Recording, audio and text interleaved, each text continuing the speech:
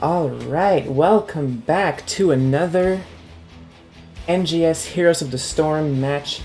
This time going all the way from Division E East to A East, which is going to be a very different energy, I suspect, than what I've done before. So, out of blue team, we see a Alterac Pass and Sky Temple bands, two very large maps. So that might be giving us an idea of what their strategy is going to be. Red team responds with a Dragonshire and Volskaya Foundry bans. I really love Volskaya Foundry. A little sad we won't get to see it today. But there are plenty of other very fun maps on the board. And red team with a map pick decides to go for Cursed Hollow as their first map.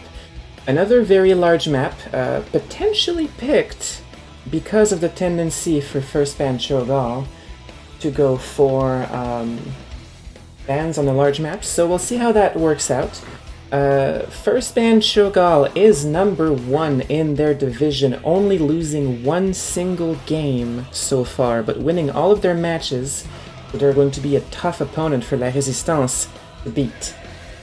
La Résistance, though, not going to be a pushover team. They are third in the division, very, very close behind first ban Cho'gall. They are going to give a very strong fight tonight, and both teams, I would say, have a pretty equal chance of winning tonight. I'm sure it's going to be very interesting. I'm personally hoping to see this tonight's match being taken to a third game, because the more games we can see, the better it is. And that means that the teams are even matched, which is fantastic. Welcome to all my first-time viewers. Hope you enjoy tonight's cast. Hope to see some cheering for the teams as well.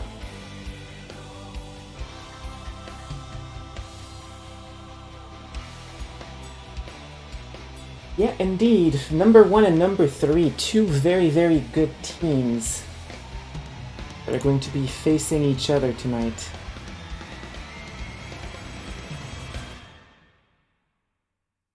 So, we're waiting for the match to start soon.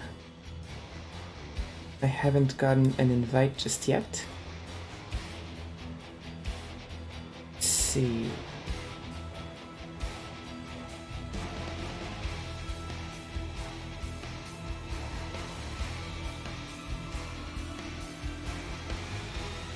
Oh, silly me. I didn't need an invite. The link was posted. Here we go.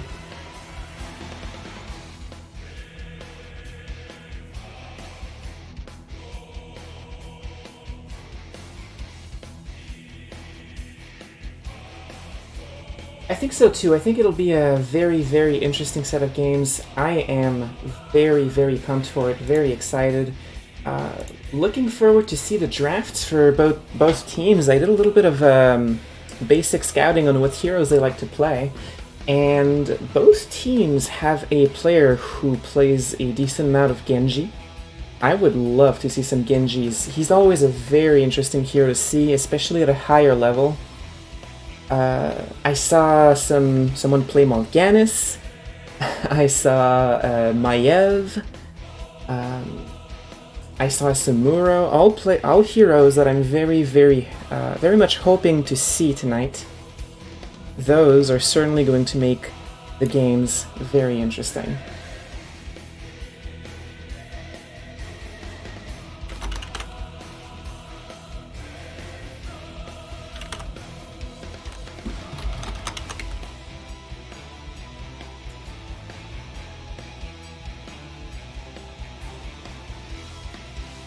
Also, I am relatively new to casting, so if the audio levels are off in any of the different scenes, or if you have any recommendation or advice, please let me know in the chat so I can adjust as fast as possible.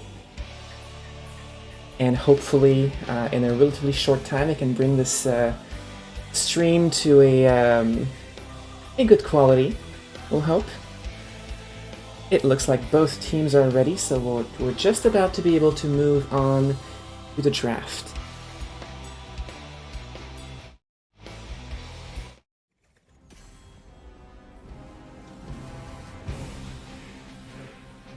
Okay, here we go. First draft of this first game. First band Cho'gall is starting. Let's see if they're going to stay true to their name as they have been, as far as I've seen so far in their matches in this division. Joanna instead is banned. A very good ban. Joanna is played by the tank of La Résistance. She's always a very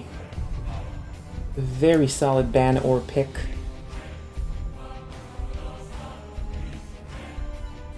Thank you, ECG Gaming Club, for the follow. Very appreciated. Hope you like it here.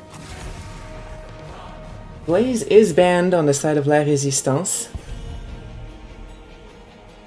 A very powerful hero that can be used in both offlaning and tanking.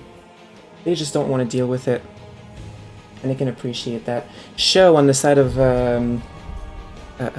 first band Cho'gall seems to play a pretty good Blaze, so I'm not too surprised to see this. Brightwing banned. I'm a little bit surprised to see the Brightwing banned by first band Cho'gall since they have the first pick, but that might be indicating that they have another priority pick in mind other than those two. Usually Joanna and Brightwing are second pick kind of ban material. But we'll see what their strategy is. An Anduin ban could be interesting as well, we'll see. Hanzo being banned. Time is a Hanzo player, so once again, a targeted ban against some of Cho'gall, first ban Cho'gall's best heroes. We see a Dehaka first pick. Very good on Cursed Hollow. Falstad to follow up 1-1 on the globals. Ragnaros also very good if he picks Lava Wave. Able to clean up an entire wave from across the map. Both these teams starting the game with some very strong map-specific heroes. Really glad to see some support for both of the teams. Genji picked up, and my prayers have been answered. We're going to see some fantastic Genji play tonight, and I can't wait for it. Diablo as well to follow. KJ Kags, very big on the Diablo. Both in terms of play amount and Diablo's size, which is very big. Third set of bans coming up. And I can't wait for the match to start. Both teams are very equally matched, it seems. Uther banned. I'm a little surprised with that one. I'm personally only in Division E, so there are some strategic picks and bans that can sometimes escape me. I did not see Uther being played much by first band Cho'gall, but I might not have done enough scouting either. Or maybe it might be because of a specific strategy, we'll see. Murden being banned.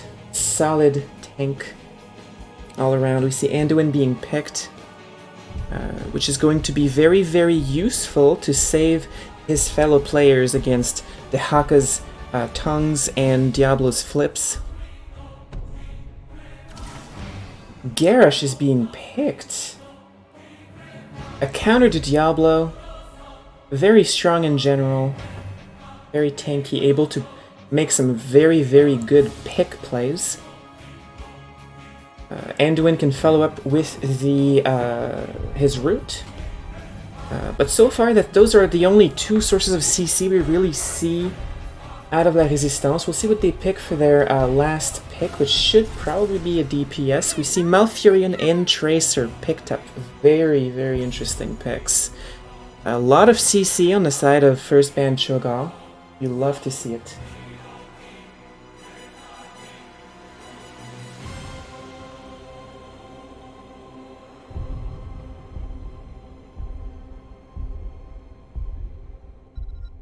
I really hope we get to see Hinterland Blast.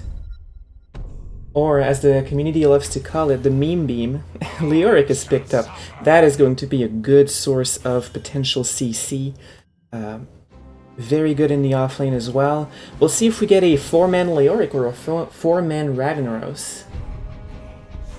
Or actually, since this is a Cursed Hollow, maybe one will be in the top and one will be in the bottom, but with Falstad in the team, we'll see how they use the global. I can't wait to see what both of the teams do in terms of strategy. I don't get to see high-level matches very often, so I'm very excited for this. Lots of CC combo potential for both teams, as Alwu says. Very, very true. Neither of those teams very focused on a wombo combo. Both of them focusing more on picks to do most of their damage. I can't wait to see the Genji play. Tracer, Dehaka, Diablo. Dehaka and Diablo working on the CC for the side of first band Cho'gall, Malfurion following up, Tracer doing damage, and Genji finishing them up. Oh, let's move over to the game screen. There we go. Game overlay.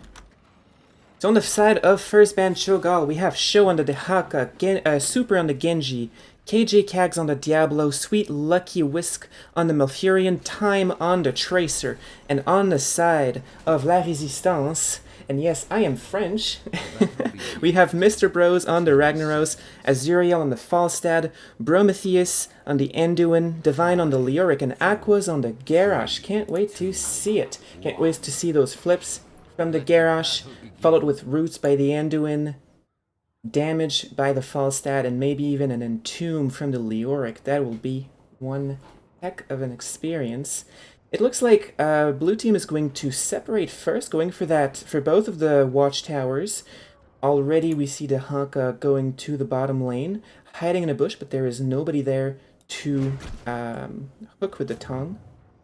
Meanwhile, La Résistance is already in the top lane, getting that early experience. But first band Cho'gall are looking for a potential gank. However, Leoric is very, very hard to gank. It looks like it's only going to be superficial damage done to him, pushing him slightly away from the lane, but he's taken all of the experience here and he's ready to move over. We have Diablo just lurking around trying to get something done. Already a fight in the bottom lane. Genji falling down. Sorry for missing most of that action. I'm not entirely sure how that was initiated. Some more fighting in the mid lane. Garrosh looking for a flip. Will he be able to get it? Not quite. Tracer just kiting back and forth, being the annoying mosquito that we love her for being. Meanwhile, camp is being taken by both of those teams. La Résistance being aggressive in the middle lane. Divine being very careful. Waiting for the wave to advance more towards his wall to be able to take the experience. The first objective is going to be on the top lane. Some aggression onto the Garrosh already. Time going to work, but Garrosh is going to throw her away and get away safely. And first band Cho'gall is being very aggressive with their attempts at ganks on the top lane. Divine able to simply walk away. An attempt at a tongue on Mr. Bros. I forgot the exact name of that skill, but I'll just call it a tongue because it's funny that way. Both teams skirmishing all around the map. A lot of rotation between mid and top from both teams. Azuriel taking a lot of damage from Time. And will he be able to survive a leap of faith from the Anduin? Is going to save his life or at least secure him. And he's going to recall. Very well played by the Anduin. Time being very aggressive, using his hero's abilities to the fullest. You'll love to see it. It looks like they might try for an invade. They decide against it. Maybe they were just looking to see if La Résistance were doing it. Azuriel in a lot of trouble, but he dashes away. Manages to avoid the root, which would have probably spelled his doom.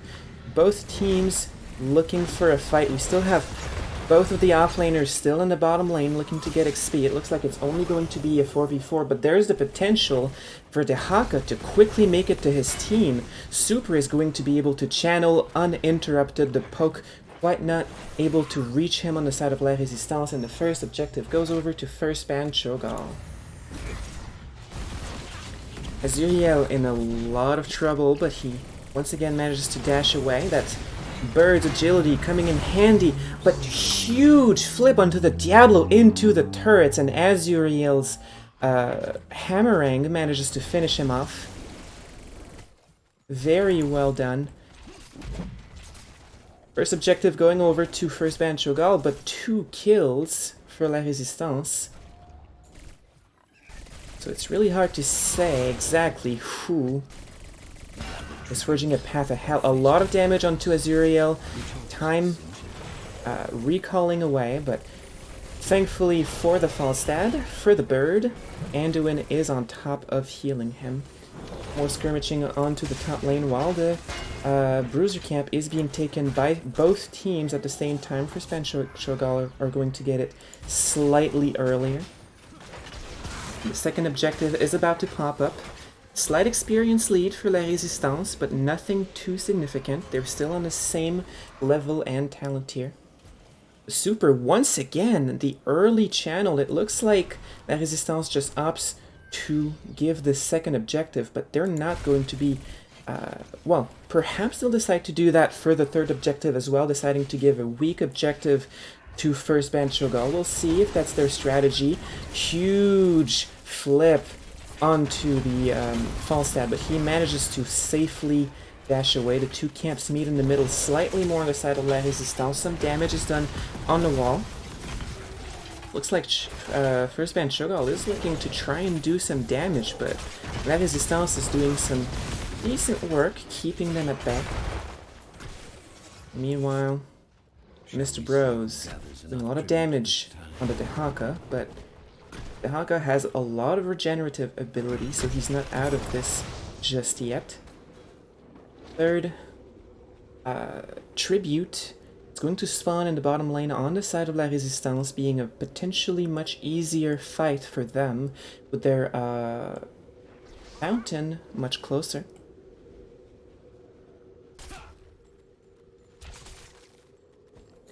Tracer is opting to stay in the top lane for now, but so is Leoric.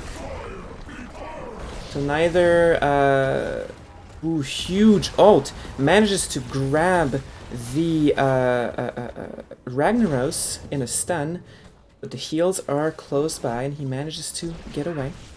So Apocalypse is down for Diablo. It's not going to be up for this fight. The 3 ults are also down for the side of La Résistance. So we'll see who makes it out on top. The Molten Core is used by Ragnaros, but unfortunately for him doesn't manage to do too much. There's a tongue on Divine.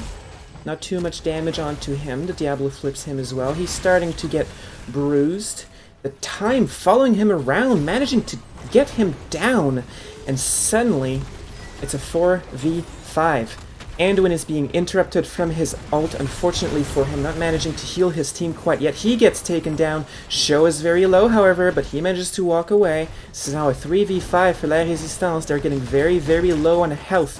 Time very low as well, but manages to use his trait to his advantage. Malfurion goes down. And a beautiful entomb on the Diablo, but it's not going to be quite... Oh, it is! Actually, it is! He goes down. And suddenly La Résistance looks like they might be able to be at the advantage here. They're still very low on health, however, and the death cooldowns are very low. Time still has a lot of health and a lot of resources, not using mana. And now that Leoric is back up, Time might be in a lot of trouble, running away as fast as Tracer can, trying to use her Regal, but she falls. And we see the Garrosh taking this objective. It doesn't look like La Résistance is ready to give an objective away. Meanwhile, there's some pressure in the middle lane, doing a little bit of damage to that middle wall. And we see the lava wave being used to clear top entirely and gather all of that experience.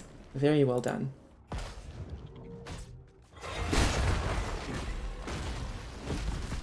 We see a slight experience advantage still by La Résistance. They seem to have the slight advantage in this game, but it's still 2-1 when it comes to the objectives. A tank play being attempted, but First Band Cho'gall are aware of this.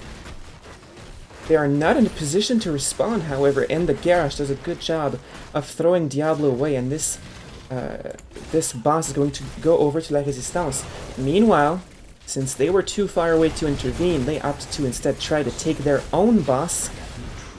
And La Résistance is going to try and do some work to see if they can do something, but unfortunately for them, it's not going to be the case.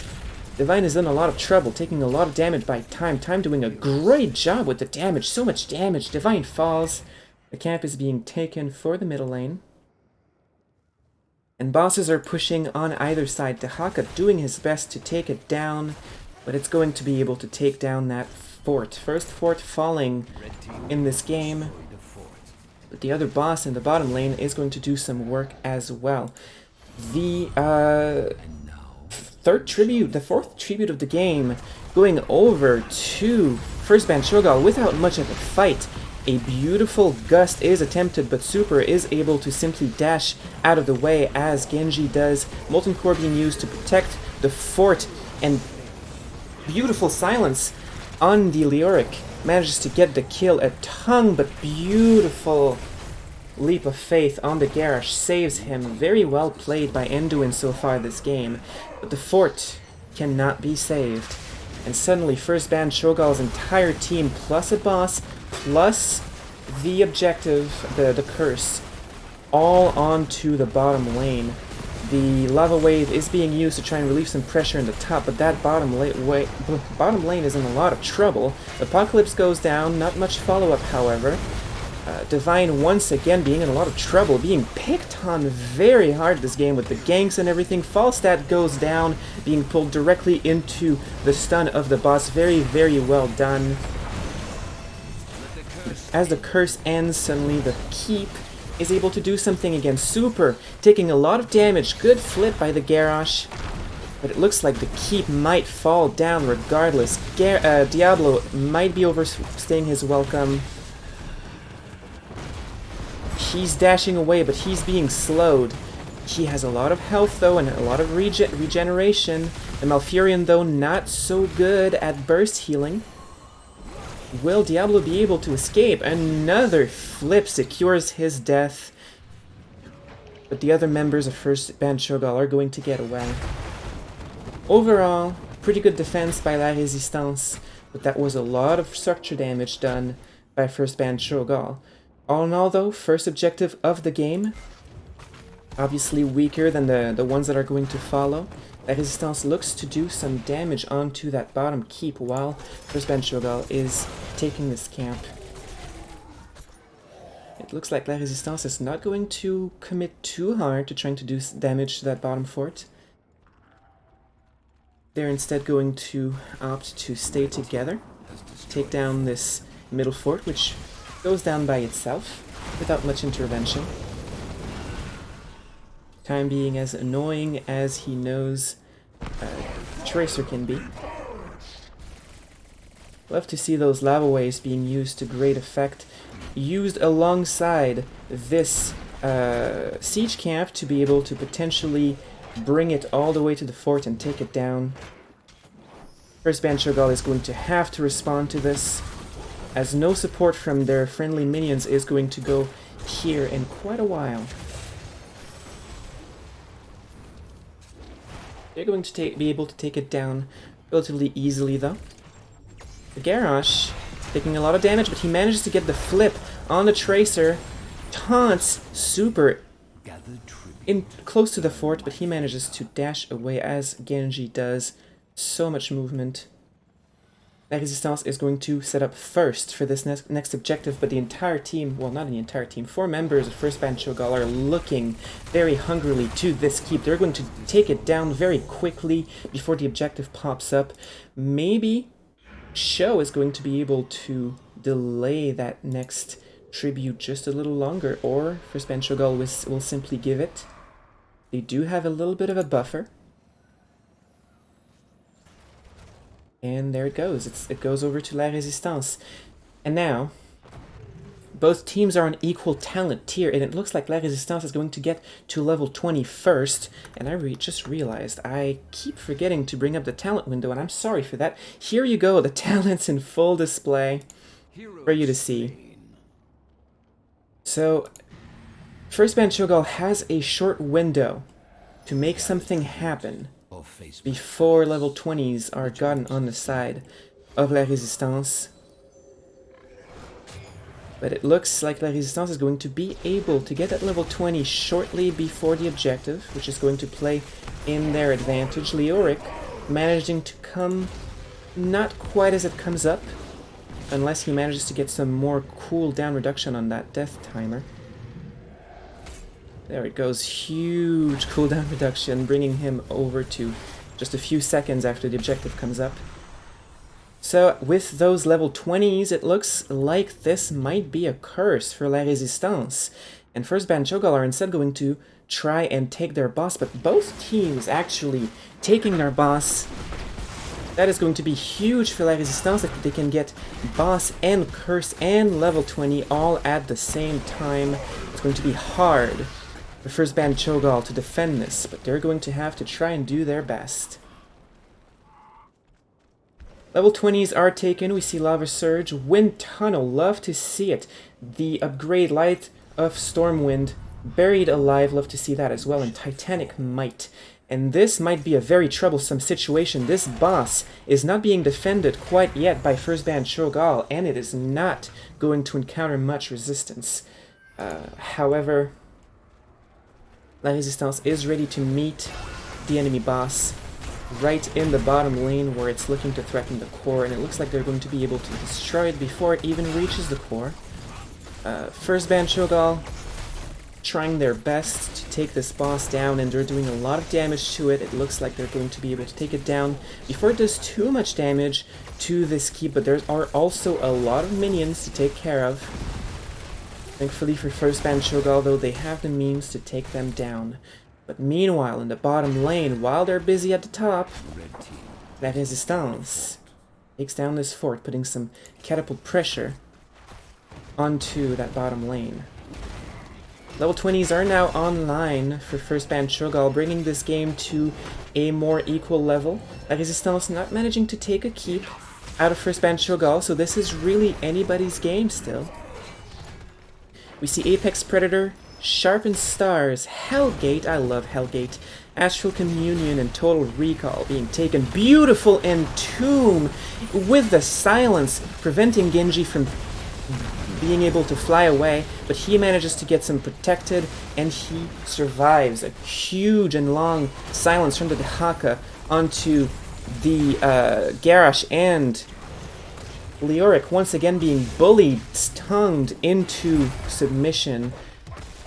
Diablo is flipped away, but he gets back into the fray with Hellgate. La Résistance manages to go back all the way to their fort to safety, but this is a 4v5. Thankfully for them, Leoric can shorten his death timer, so he'll be around in no time, and they'll be able to fight again. 1st Band Cho'gall not quite being able to do some damage with that death that they caused to the enemy team. But once again, both teams are definitely in this game. Very, very close fight so far. Very close game. Team of 1st Band Cho'gall is being split, and Sho is in a lot of trouble, being taunted and taken down.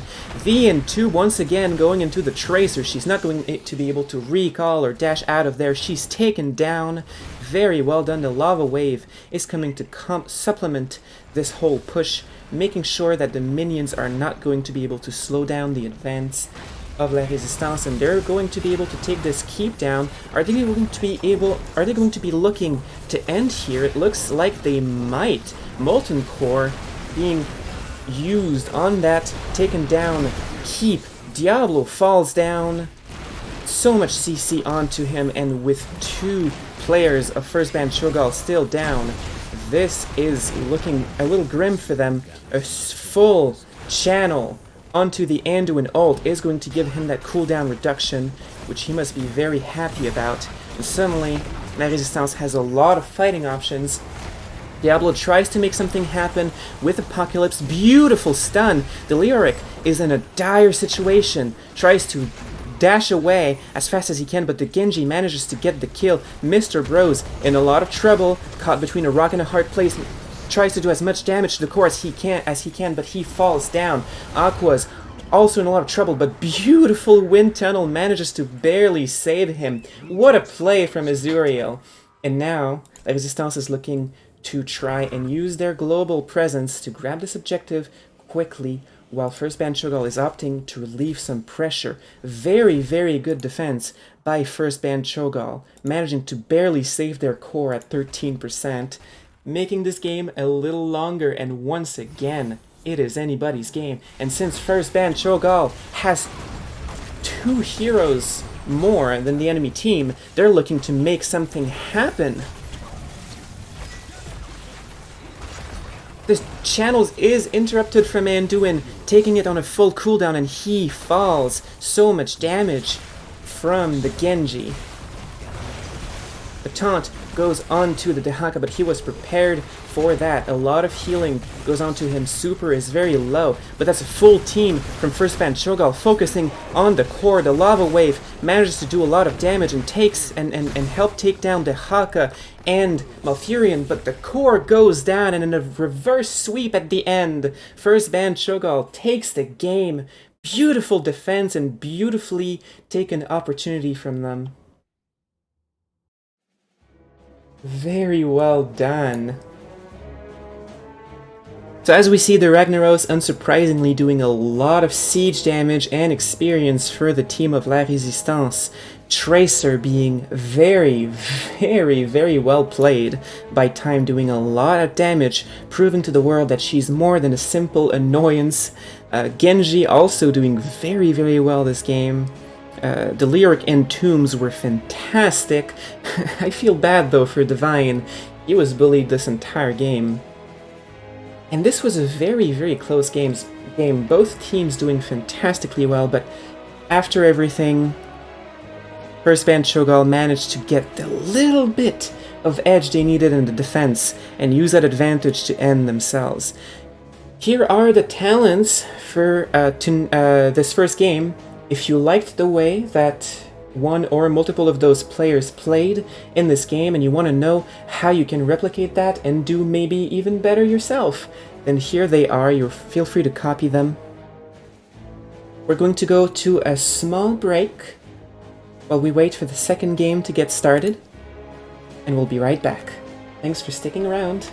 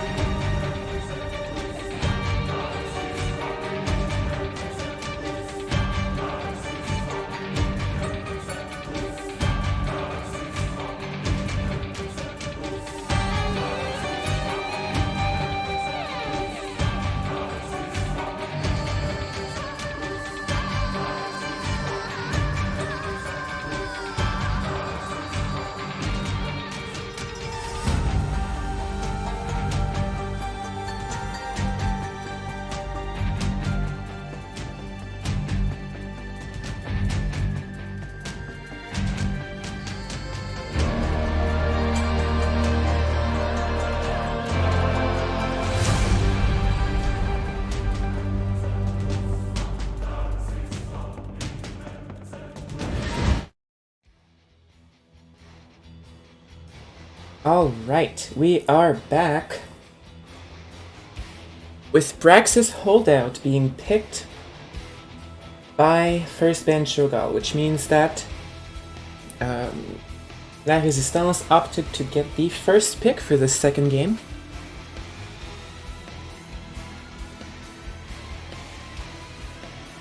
And what a game the first one was. I really enjoyed the level of play from both teams, and the end was fantastic.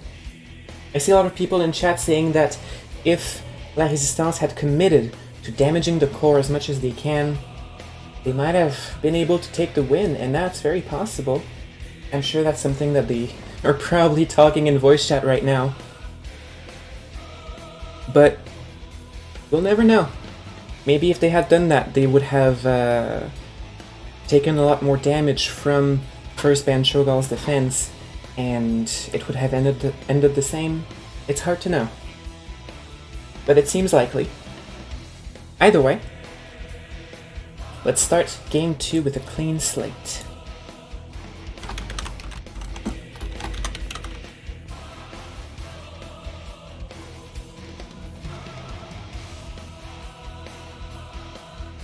So, what are you hoping to see in this second game? Personally, I really loved the Genji play.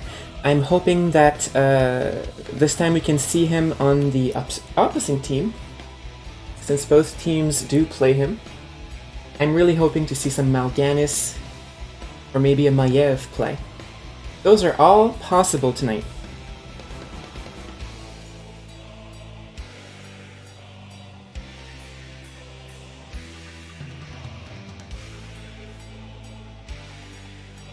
Also, I am as impartial as possible as a caster, but I have to be fair. If we can get to a game 3, I will be very happy no matter who wins.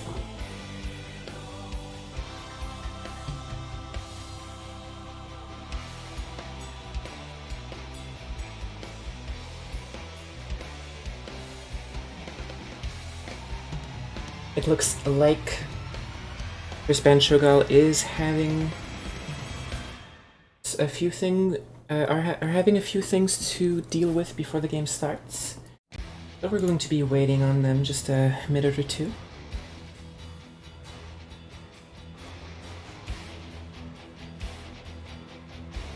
Times Maiev is PogChamp. I can't wait to see it. I really can't wait to see it. It looks like first ban Cho'gall is ready, so the game should start in just a moment. I really hope to see a Maiev. I always love the Maiev, especially into a wombo combo kind of composition, so we'll see what we get tonight. Let's move over to the draft screen.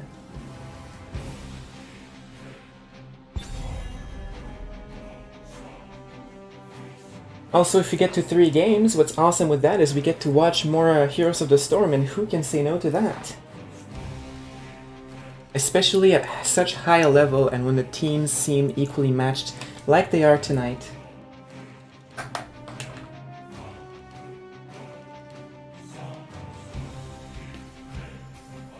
Oh, it looks like there was a disconnect.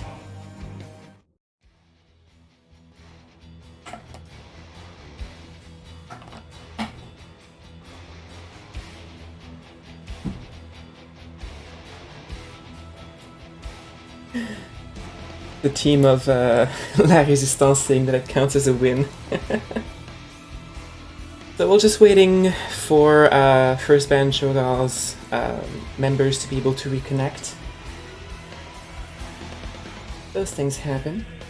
In the meantime, you can look at this beautiful map screen in all of its splendor. And I look forward to see what's going to be played on Braxis tonight. I wouldn't be surprised to see a Ragnaros making his return, or at least being banned, one of the two.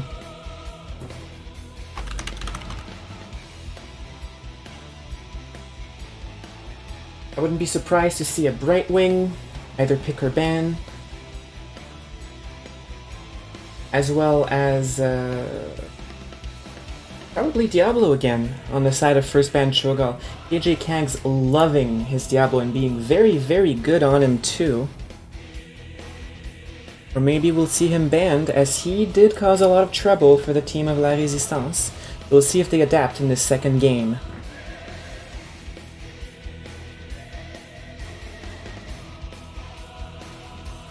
We see Joanna being banned once again by the team of first ban Cho'gall. Staying safe from it.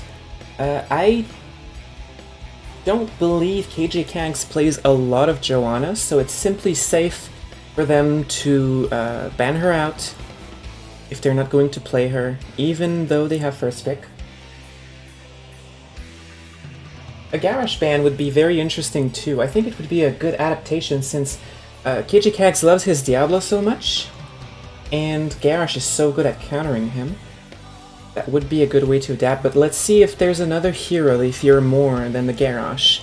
Or maybe they'll opt to play a different tank than Diablo this time around, or they'll simply roll with the punches, because after all, last game it still worked out for them, even though it was a tough match. We see Sergeant Hammer instead being banned. That is very interesting. She is pretty good on this map, but I haven't seen her being played very often. So that must be something that La Résistance has in their back pocket, though I couldn't find it when I did my basic scouting on them before the stream. We see the Tracer being banned. Very much a respect ban from La Résistance, adapting to the previous game. Tracer really put the pain on La Résistance last game. We see Genji being picked again as a priority pick. I'm not surprised since both teams play him, that it would be a highly coveted hero. And I'm very excited for that.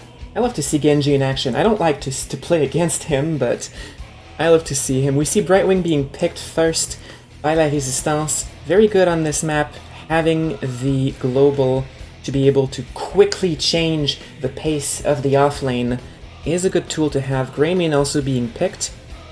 Junkrat, very good on this map in general, being able to poke from afar, doing a lot of damage both to the objective, but also to forts and structures.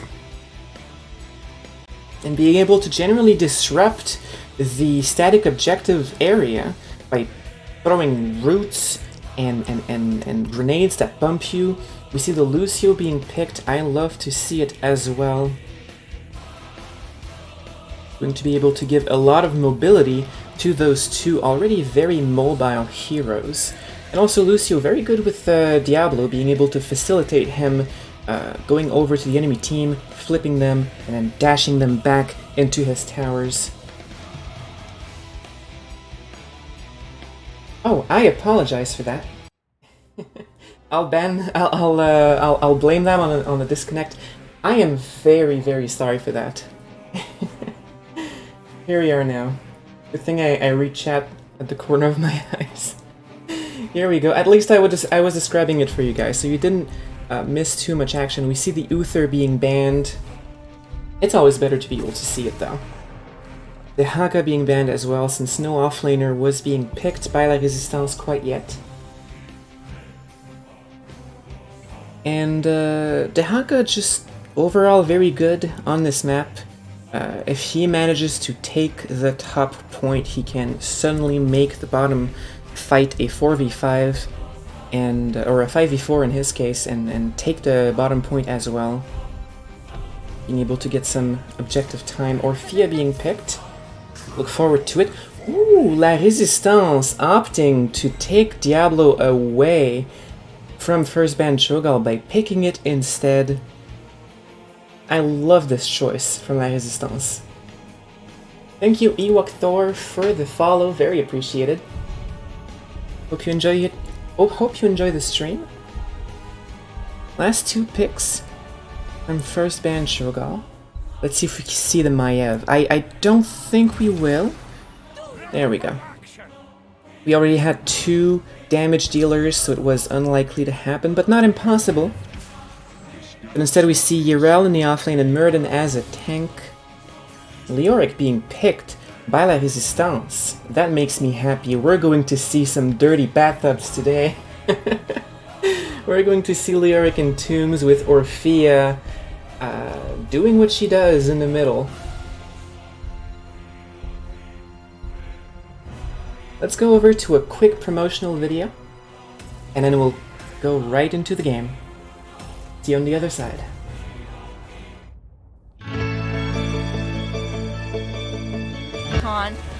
Oh, a swap! Oh no, but a swap followed by a light bulb. Here.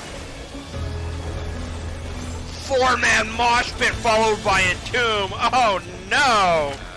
Oh, a huge light bomb coming in on the Genji, and that's a 5-man light bomb. They're gonna follow up, and they're gonna get 1, 2, 3 kills. And it's gonna be everybody dying. Oh my God! When does this happen? Everybody's dead.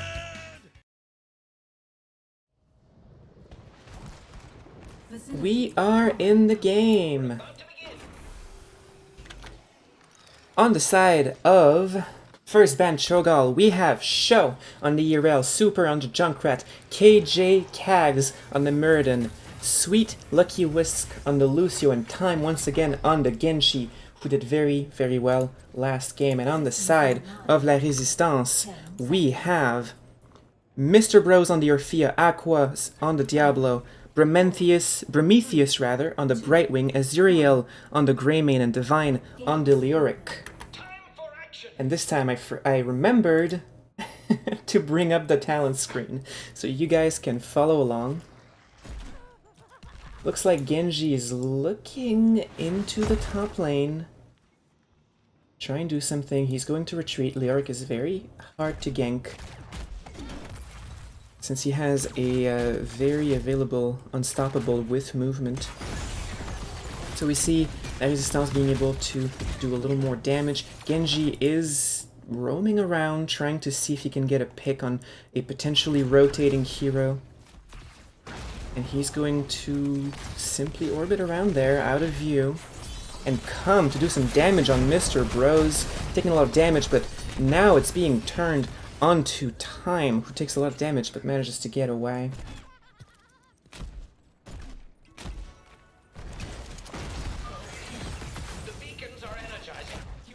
We see the Diablo on the side of La Résistance going for a potential Shadow Charge stun combo kind of build. We see En Point being picked by the Orphea, opting for that high damage at the tip, and very, very good flip by the Diablo. Secures a kill on the Junkrat. Mr. Bros doing a lot of damage in the follow-up. Genji looking to put the pain onto Divine. He's being stunned, takes a lot of damage, is forced to retreat and sip. And now blue team has the top objective, but a lot of pressure is being put on that bottom lane. A lot of damage. And it looks like they're going to be able to take the wall and a turret down. Oh, that grenade was masterful. Aquas falls, Prometheus tries to save him, but falls as well. That was very, very well done by the Junkrat. Beautifully done. But first band Cho'gall doesn't quite manage to get objective time, but the Genji manages to dodge 2 walls in a row and get to the top lane very, very fast. I hadn't realized how good he can be on this map, but now I see his potential. And he's going to be able to get some objective time, but he's being picked by Aquas very, very well. Stuck in the corner, he's not able to dash away as his movement abilities were used to get from top to bottom lane, and they were probably on cooldown. So now, objective time goes over to La Résistance. They're going to be able to get 22% before KJ Kags conquers top point once again. But once again, La Résistance right back to it. As soon as first band Cho'gall isn't in the bottom lane to grab this objective, they take the opportunity. They go right onto the gate. But they're going to take a lot of damage for it. They overstay their welcome a little bit. Beautiful heal by Prometheus, manages to save Azuriel, but unfortunately the same cannot be said of the Diablo. And it looks like first band Cho'gall is going to be able to cap this objective once again. Bring it over to over 50%. gank on Divine.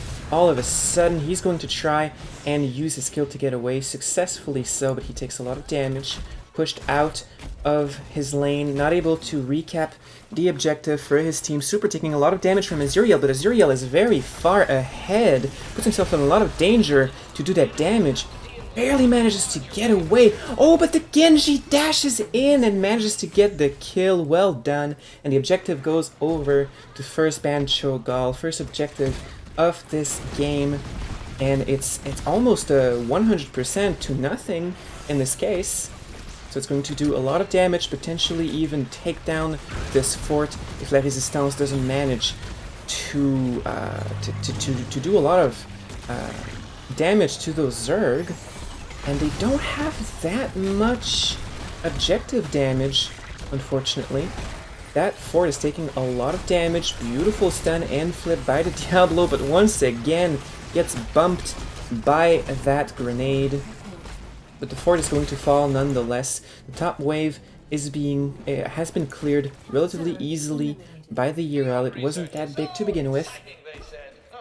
So a lot of damage from first ban Cho'gall allows them to take the initiative in this first game. Both teams looking at taking their bruiser camp, while the offlaners are doing offlaney things.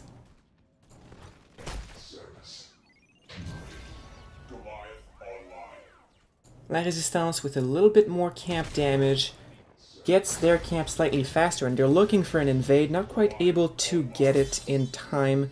Good peeling and slows by the team of first ban Cho'gall are going to be able to prevent this. And they're going to be responding to this camp in the bottom lane while La Résistance takes theirs and defends as well. So the camp's taken more as a formality this time around rather than actual damage. It does give both of the teams experience, so it's always worth taking them even if they don't do any damage in the end. But it looks like this siege camp is actually going to do some damage directly onto the turrets. And wow, Aquas goes for the kill. Not Aquas, I'm mistaken. Actually, it's on the side of La Résistance that a player dies. Azuriel's Grey Mane falls.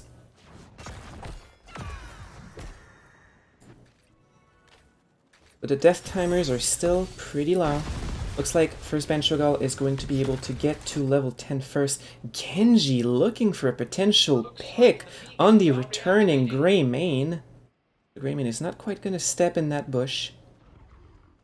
Genji is looking for blood on Divine. A lot of damage being put out on him. But Divine is very tanky. Very hard to gank. The boss play, however, that might be able to give a lot of a very big advantage to first ban Cho'gall. It looks like La Résistance might be expecting this to happen, but what can they do? They don't have level 10s just yet. So it's going to be an easy boss for first ban Cho'gall. Aqua's taking a lot of CC but managing to simply walk away, and this boss is going to be pushing. La Résistance has to do something about it, and it's going to give a lot of space for first ban Cho'gall to take this objective. And the level 10s are Ardent Defender, Riptire, Avatar, High Five, and X-Strike.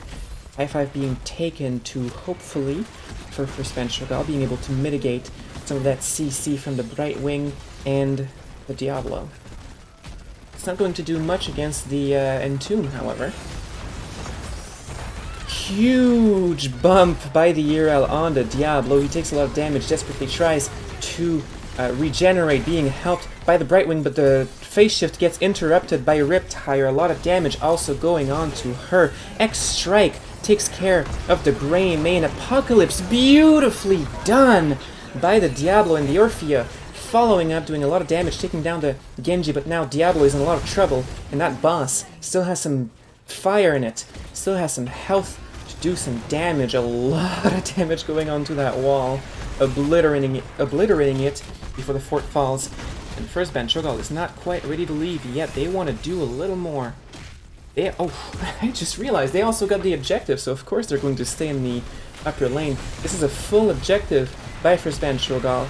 La Résistance, they had so much to deal with in the top lane. They had so much to defend, they couldn't quite manage to get the objective.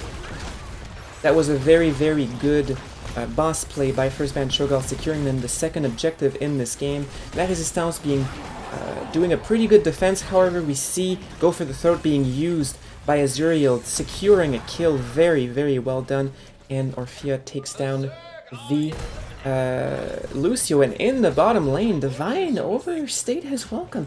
I did not see how he got in here in the first place. I apologize for that. There was so much going on at the same time. Very interesting that he was all the way over there.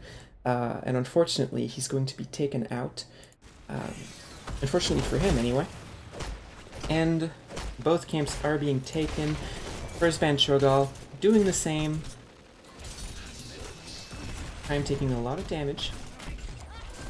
Is going to be healed by Lucio.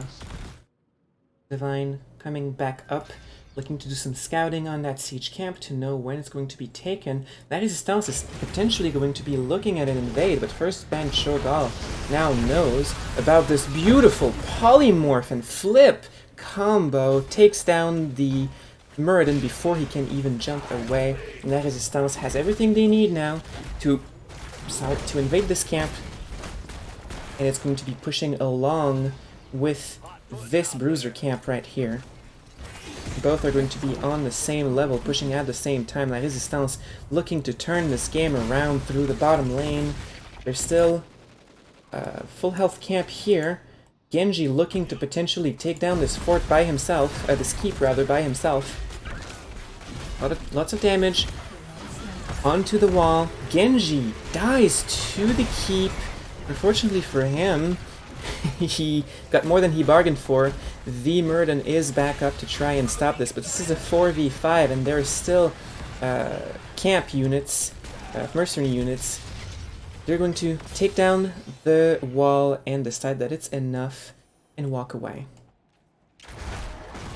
Oh, beautiful. Beautifully done, hiding in the bush just long enough for first ban Cho'gall to walk in there and take some damage. But now, first ban Cho'gall is able to do a lot of damage to La Résistance, readjusting to this fight.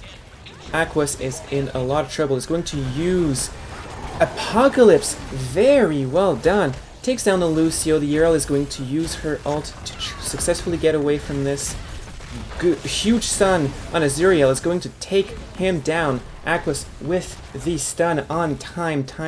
Flips in the air and gets away. And Orphea doing a lot of damage this game. Managed to take down 2 of the enemy heroes almost instantaneously. This objective is going to, for the most part right now, go over to La Résistance, but first ban Cho'gall are going to have most of their players up soon. They might be able to contest, but there's going to be at least a decent bit of the objective going over to La Résistance. They're going to be able to cap this bottom objective while La Résistance is looking to get this fort. They have smelled blood in the water, and they're going to play aggressively. Lucio, the only person to be here right now, he does not want to engage on this. The fort goes down. Genji taking his revenge on the keep in the top lane. Both teams orbiting around the boss area. I don't think he's going to be taken quite yet. La Résistance has the 16 advantage. A lot of CC going on to the Muradin, preventing his escape, and now they do have the space to take the boss. The bottom objective being capped by Leoric. If they can get a boss and a full objective, well, not full, but an objective at the same time, it's going to be huge for them. First ban Cho'gall trying to make something happen, but time is taking a lot of damage.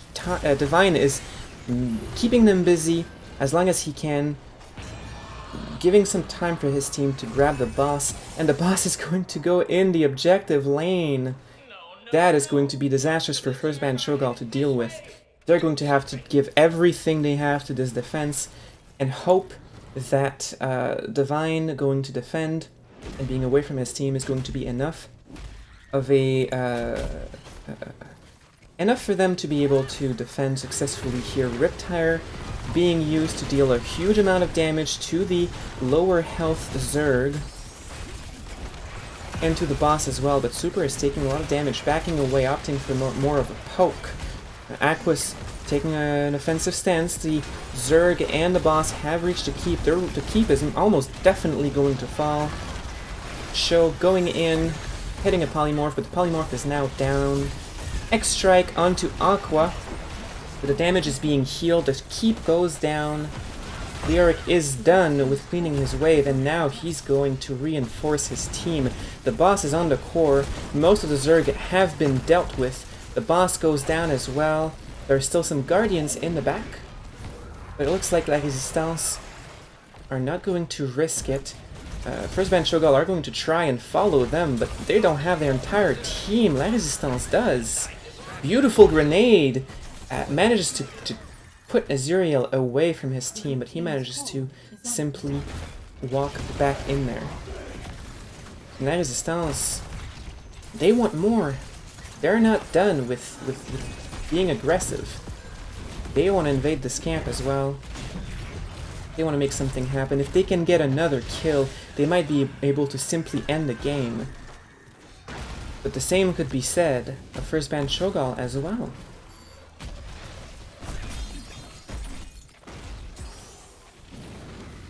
Both teams deciding to disengage and take their respective camps. A lot of lane pressure still for La Résistance, and they have the slight experience advantage, so they might be looking at a slight advantage going into this later portion of the game. Aqua's doing some anchoring, but he's now in a very bad position in the middle of the enemy team. He takes a lot of damage. Brightwing with the phase shift manages to save him. Unfortunate concussive mine pushes him away, but that's a beautiful entomb, followed by Apocalypse, managing to take down the Junkrat. Cho taking a lot of damage as well, but it's ERL. She can survive for a little while, but there's a side flank to that attack. Doesn't manage to quite get another kill yet, but it's 5v4 for La Résistance, and they have the level advantage. They're going to reach level 20 first. So, with only 4 people in their team right now, First Band Cho'gall is in a little bit of trouble. It's going to be hard for them to make something happen before that level 20 of La Résistance. But they're going to have to try and do their best. Junkrat is coming up just before that level 20 is being taken. It's now or never. Will La Résistance back off? It looks like they will, not willing to fight before they get that advantage, and they're just going to instead get that early lead on the objective. They still have a lot of lane pressure. Those camps doing some damage to that bottom keep, not going to be able to take it down. But there are still a lot of minions. ERL going very deep. Time taking a lot of damage, trying to use X-Strike to dash away. Divine is looking for blood, but Time still has more movement up his sleeve. Gijikag's in the middle of the enemy team. He uses Avatar. Another Apocalypse managed to get some stuns, but unfortunately the follow-up is a little far behind. Both teams taking a lot of damage, but no deaths on either side. And it's still anyone's game.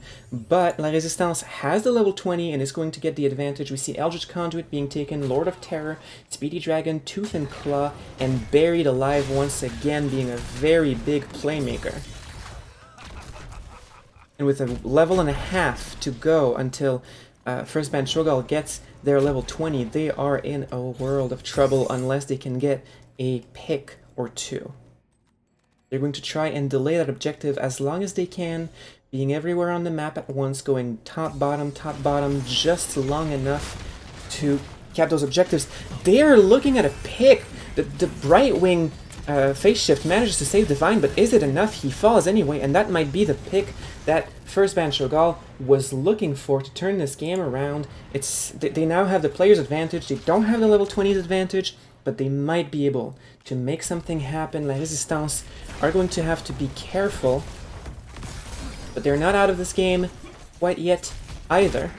Both teams still have quite a good chance to make it. Aqua's taking a lot of damage. That Riptire knocking him back, a lot of CC. Brightwing doing her best to try and heal him, but the X-Strike goes on to him and he's taking a lot of damage. He's desperately trying to get away. And the Orphea with the stuns, managing to do a lot of damage from her ult, and 2 people from first band Cho'gall are dead now, and it looks like the advantage that they had gotten is fading away. Brightwing doing a lot of healing on the Aquas, and beautiful, buried alive on the URL. She manages to just get away, not being body blocked quite enough. She uses her ult to get some health back, but she's in a bad position, and I don't think she's going to be able to escape, but she's at least going to be able to distract 2 of the members of first band Cho'gall for a little while longer, so that they're not somewhere else on the map. Sweet Lucky getting away with his mobility. His survival is very, very important for first band Cho'gall. Every hero that they can manage to keep alive means that they can potentially try and defend. The objective is going to go in the bottom lane where there's still a keep, so there's a little bit of a buffer for first band Cho'gall to be able to defend. And also Divine is going to have to respect the objective of first band Cho'gall, even though it's very, very small. There is no keep to keep it from the core, and it could potentially do a lot of damage, even though it's small. But there's no URL to help defend. So it's going to be a 4v4 supported by not only the objective, but the boss. And this is looking grim for first band Cho'gall. It looks like we might be headed into a game 3. But we'll see. They might be able to make a miracle happen as URL comes into the fray. They're going to have to play it very well to be able to defend this, but it's not impossible. I don't think it is anyway. Time doing everything he can, Show diving into the backline, a lot of damage onto that backline. KJ Kags doing everything he can, but 2 kills, 3 kills, 4 kills, 2 kills on either side, a lot of people coming down. 2 people are left on the side of first band Cho'gall, but unfortunately they don't have the damage left, as all their damage dealers were taken down to be able to take down that objective and boss. But was it enough to begin with? I'm not sure. They did what they could. That was a very explodey fight at the end there. But unfortunately for first band Cho'gall, they weren't quite able to defend. La Résistance playing a very, very good game, playing it to their advantage in this game, managing to bring it to a tie, and it looks like we're going to have a game 3, which I'm very excited about. So, I'm updating everything here. We see Junkrat being the crown of the damage in this game, doing a lot, but the Orphea and Greymane are not that far behind. Orphea especially being huge into those combos, into those Leoric entombs. We see Leoric doing a lot of the siege damage as well. Both teams playing very, very well in this game. We don't see a huge number of kills over to one side or the other. And as for the talents, here they are. We saw Orphea going for the pokey build, the all-point build, which I love to see, and Greymane going for a more Worgen build of sorts. And so if you like the way that those players played their game and you want to replicate it to some extent, feel free to copy those talents and use them in your games. All of those players, I feel like, playing very, very well, showing us why they are in Div A, and why I'm in Div E. Hope you enjoyed those 2 first games, and we're going to go to a small break, and we're going to be right back for a game 3. Very exciting, very close match tonight. We're going to see you on the other side. See you soon.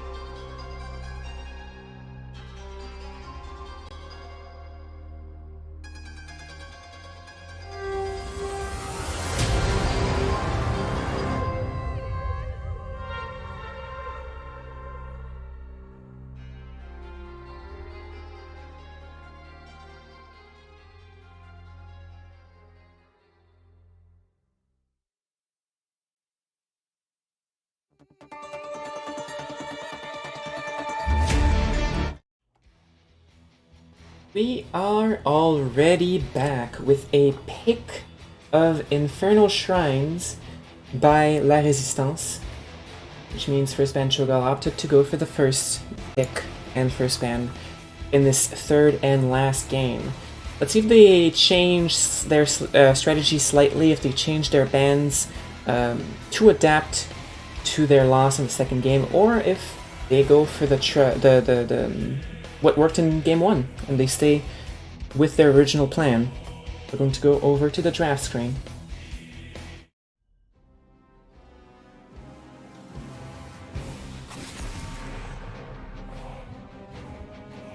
Don't want to ban once again, so they're going to stick to their guns.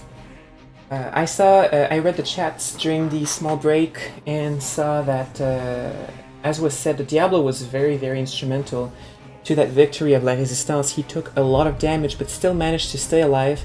The heals from Brightwing were very, very big to help him stay alive as well, since Brightwing does percent healing with her phase shift. But overall, that was very, very well played by him. And as was said, there wasn't a whole lot of like tank killing potential on the side of first ban Cho'gall. I don't think they were prepared for that Diablo pick. I think they were rather thinking of picking him themselves.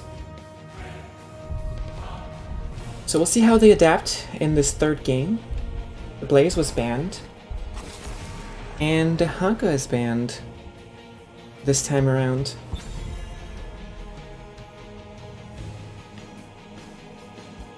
Blaze is pretty good from my experience on Infernal Shrines, being very good on the shrines themselves. Both Combust and Bunker Drop being potentially very, very strong on this map. Tracer being banned once again by La Résistance. They had enough of it from game 1, they don't want to see it again, and I can respect that. Diablo being first picked this time by first ban Cho'gall, they don't want to let it go to the other team again. It really, really was hard for them to deal with in game 2, and they much prefer to have them in their arsenal, knowing how good KJ Kangs is on that hero. So I can respect that. That means that we might see a... Well, for now, we see a Tychus pick from La Résistance. They're going to opt to try and do as much damage to Diablo as they can and take it down. Maybe we'll see a Genji pick as well from La Résistance. But for now, they're going to go with Ragnaros, which has a lot of potential AoE for the Shrine, and also the Lava Wave, which is very, very good on most maps. But on this map, we might even see a Sulphurous Smash. It is an option. We see Leoric and Anduin being picked up. Let's see what they're going to complement that composition with in terms of DPS heroes. For now, let's go for a ban. They're simply going to ban Genji. They don't want to play it. They don't want to have it played against them. I can respect that.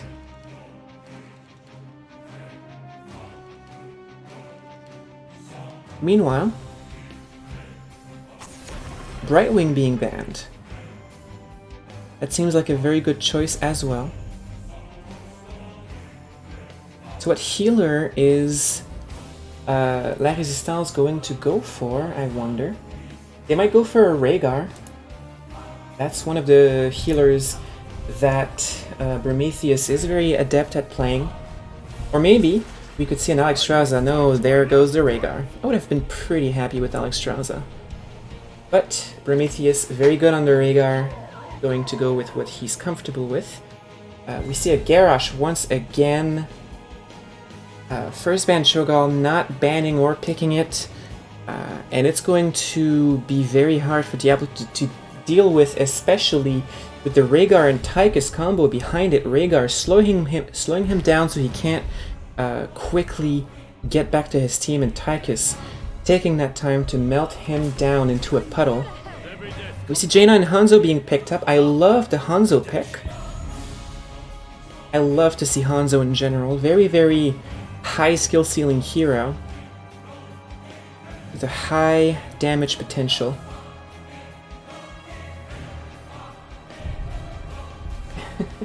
This is time for this time it's a Sulfura Smash Rag. Crossing fingers. I hope so too. I love to see Sulfura Smash, but it's a little hard to land if you don't have CC to set it up or follow up with. But it doesn't look like there's a whole lot of CC on the side of La Résistance. Going for the Samuro on the off lane, I love to see it. That's one of the heroes that I said before the game started that I was very much looking forward to, well, hoping to see anyway. But they don't have a whole lot of CC, but they have a lot of potential pick and damage. Let me know in the chat which team you think has the upper hand going into this third game on Infernal Shrines. And while they're loading in, go for a short intro video.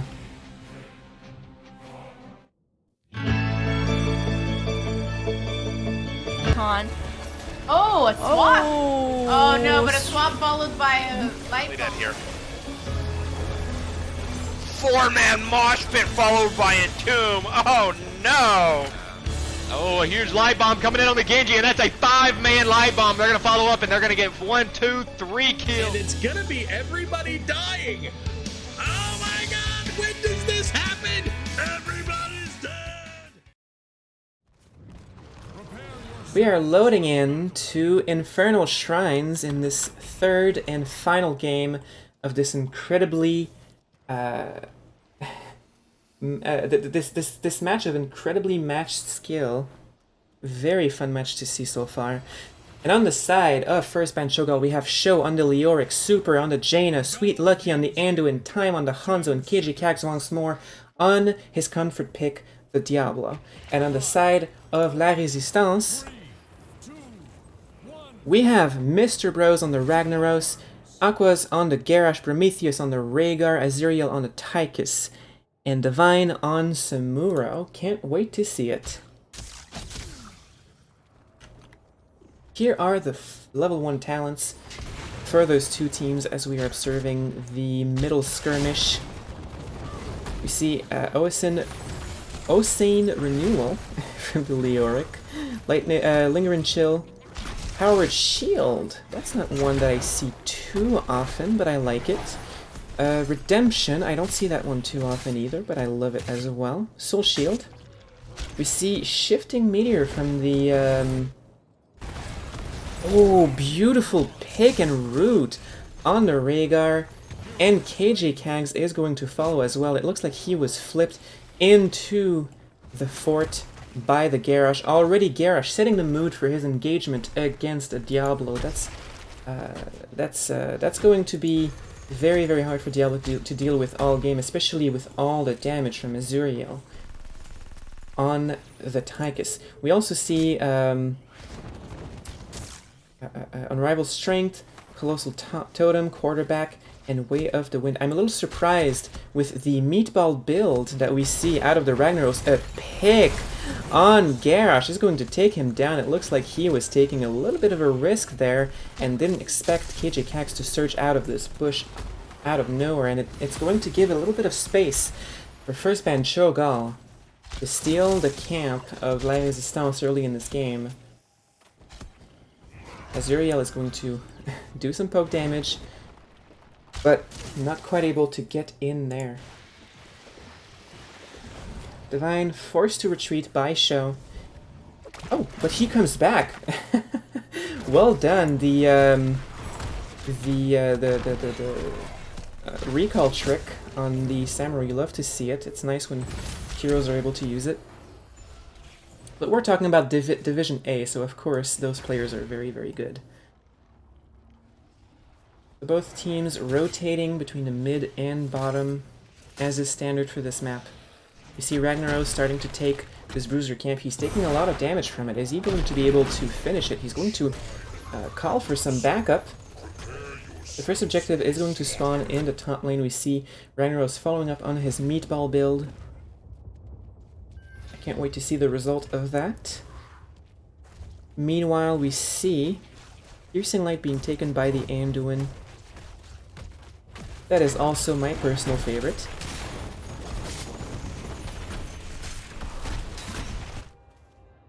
There's a little bit of experience being lost in here. I don't know by which team. And the Bruiser Camp is being taken here by First Band Cho'gall. Looks like we're going to have a 5-man from First Band Cho'gall on the objective, while Samuro is taking some time to simply soak. We see Molten Core being used. We'll see if it manages to do more than poke. It allows La Résistance to take a few minions remotely, which is going to potentially help them, but they're not engaging onto this objective into a 4v5, which is probably the wider thing. They're going to... a lot of damage going on to Aquas with this flip. Very well done. He's going to get some movement speed, a lot of damage from the Hanzo. He barely manages to escape. Time takes a lot of damage, but Azuriel is not going to commit.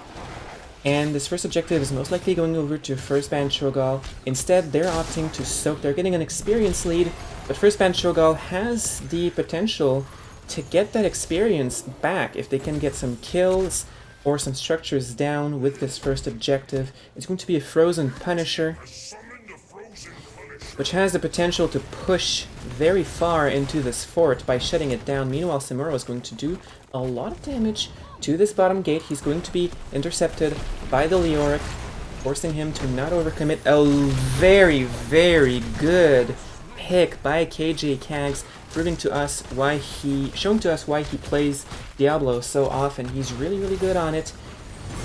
The Ragnaros is going to get targeted by the Punisher, and KJ Kags is going to see this opportunity and take it to get a flip and pick onto the Ragnaros, and Jaina is going to bring in the pain and take him down. Two kills from the side of First Band Cho'gall and a fort. It's looking very good for them, so the experience lead that La Résistance gained by having Samuro stay in lane is going to disappear, unfortunately for them.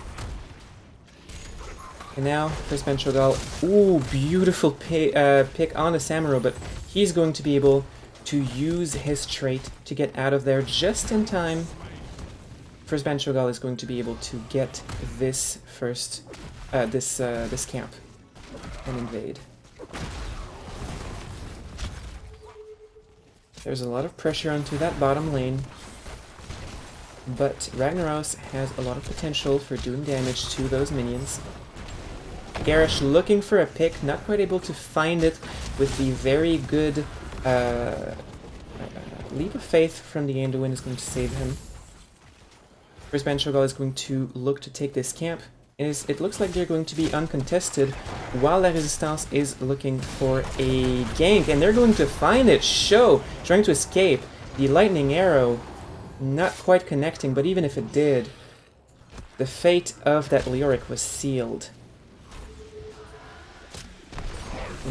La Résistance is not done. They're looking for more blood, but they're not going to find it. Lava Wave going into the bottom lane, cleaning it up real smooth, while the Samuro is taking care of the opposite lane. And La Résistance is looking for their opponent's camp, but First Band Cho'gall is going very aggressively into that team. Ancestral Healing going into the Garrosh, saving his life, but the Entomb might condemn him, and there he falls. Azuriel taking a lot of damage as well from that Hanzo, and from the Jaina. Very well done by the Jaina there, taking him down, and it looks like this is going to be an opportunity for First Band Cho'gall to do some damage, but the Molten Core is used to push them away. But on the other side of the map, Samuro is being a pest. As he does, doing a lot of damage onto that top fort, taking advantage of First Band Cho'gall being distracted elsewhere. But still, First Band Cho'gall has a structure taken, and they have a slight experience lead. They're going to reach level 13 first. Not a huge talent advantage at level 13, but it still makes a difference. Let's take this slight reprieve to look at the ults that you've already seen in this game. We have Entomb, Water and Elemental, Light Bomb, Dragon Arrow, I called it Lightning Arrow for some reason, excuse me. Apocalypse, we see Lava Wave, Warlord's Challenge, Ancestral Healing, Commandeer Odin, and Blade Storm. I would have loved to see the other ult from the Samuro. I love to see it. It's very, very difficult to play, but Bladestorm is generally a pretty good option as well. Both teams looking for a fight, but once again, Samuro not with the rest of his team. It's going to be a 4v5 for Résistance to engage into.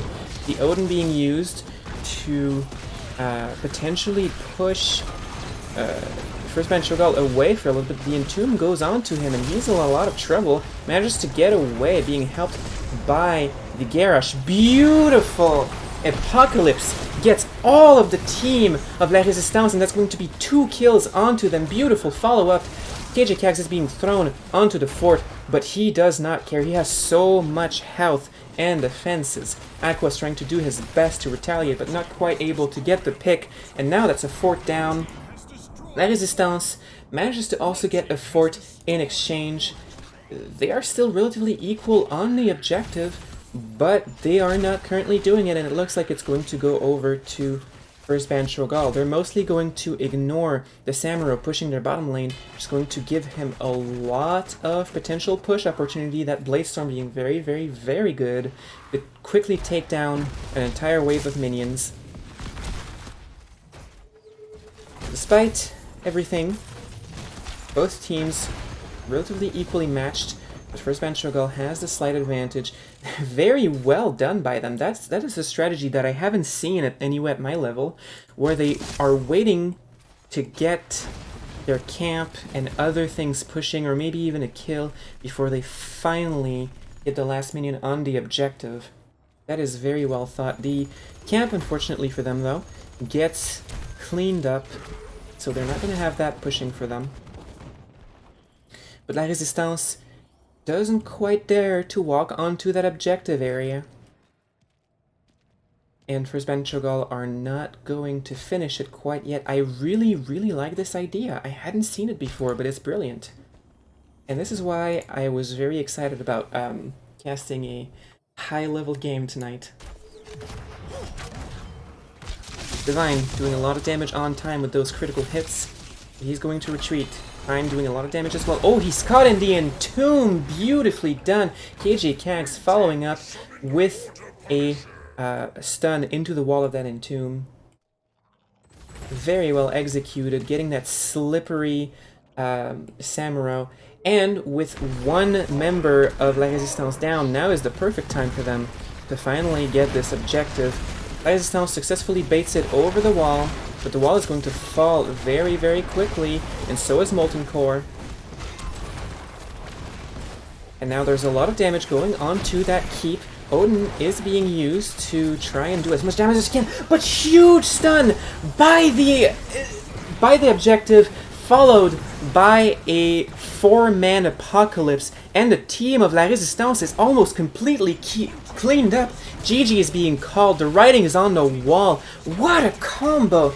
They were caught straight into that Punisher, followed by an Apocalypse, followed by a Dragon Arrow.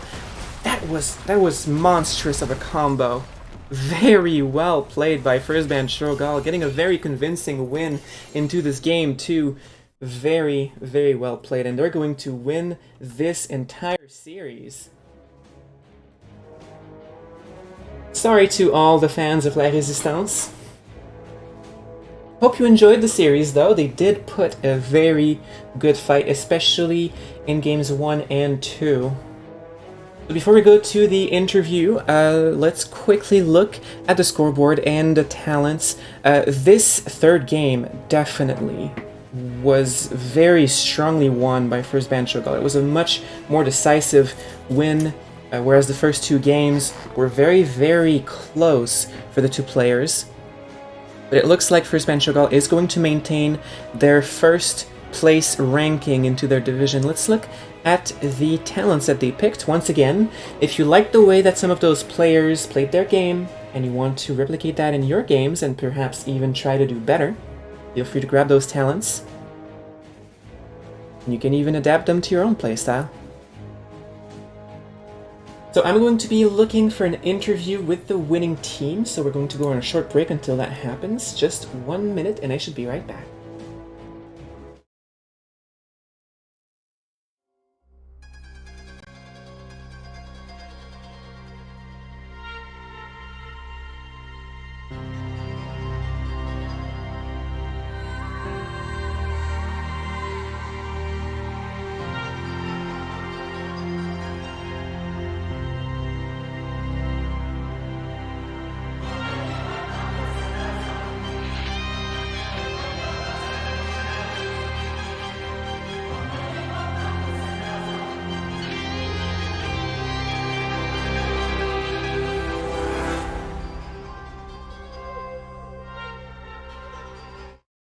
going?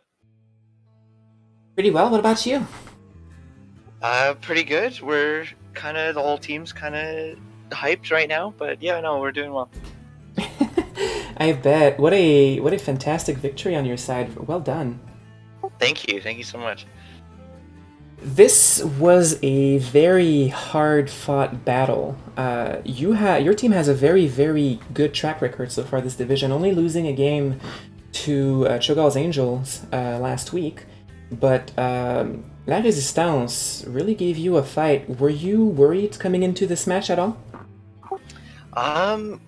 Honestly, we did a little bit of scouting actually for this one, and we were a little more like not hesitant, but we were a little more apprehensive with this team because I think to my knowledge they do also have a pretty decent track record. They do. They were third in this division. Yes. So yeah, we definitely put in more thought to this one than we did the other ones. But yeah, no, I mean, the games were great, and they really punished us when we screwed up. So it was good. They were very quick to attack those forts anytime that you had your back turned, so that must have been a royal pain, especially that Samuro. But let's talk instead about your team's accomplishments. First of all, KJ Kags on that Diablo spectacular. I see it's kind of a comfort pick for him. Were you worried in the second game when La Résistance opted to instead pick him to take it away from you? Kags is really great on the Diablo. The fact that it got denied did kind of give us a little bit of a pause there, but we're confident with Kags on most tanks. I think he has a pretty wide variety that he does play, so we weren't too worried. But Diablo is definitely a comfort pick for us, so having that gone was a little rough. That's wonderful. I really want to compliment you on your Anduin play as well. Anduin is one of my favorite heroes personally. I do play healer as well, and I would say he's my main, but those leaps of faith were phenomenal. I saw that one leap of faith right as the Garrosh was going in melee range of, I think it was Hanzo. Yes. And how long have you been playing Anduin for, and when did it become one of your main picks? Honestly, since the hero came out, I kind of just been really enjoying Anduin. I haven't really been a full healer main until just recently, so I would kind of just play him in my off time. But honestly, he's one of the healers that I really gravitate towards because to me he feels like the quintessential healer. You know what I mean? He does feel that way. That's why I love him so much as well. yeah. Anduin's just really fun to play, and it feels really great when you can land a really impactful pull or a root or something like that. He's such a feel good hero. But yeah, no. So recently I've been picking him up a bit more. But yeah, I've kind of always played him. I have AJ Kags in the chat who says, ask him about the keep. Oh, yes. The time dying to the keep on Braxis, I think is what he's talking about. Oh, right. I remember that. Yeah, Super Genji. I don't think he saw that one coming. I was very happy when I saw him take his revenge on that keep. Yes, we were all laughing our heads off in the comms because he was like, "Okay, guys, don't worry, I'll get the keep, and we'll be all right." And then, obviously we hear the death sound, and we're like, "Oh, hang on." That's not something you see too often in Division A. No, yeah, definitely not. It was a big blunder on our part. Another question that I want to ask you is, after that loss in the second game, even though it was a very close match, how did you feel about the third game when you went into it? How did you and your team adapt to the threat that they were posing?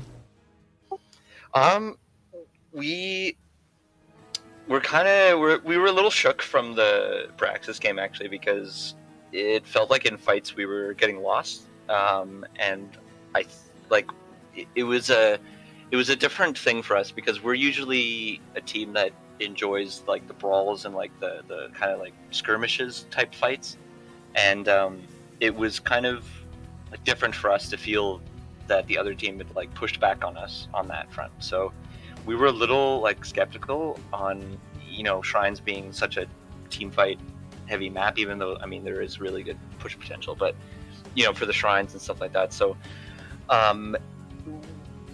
we kind of decided to play a more like combo focused comp, I think is what our plan was, so that we didn't really have to last in a fight that long against this team, because we could try to get the fight over kind of very quickly, and then that would kind of alleviate the pressure that we had in those long fights that I think we were struggling with tonight.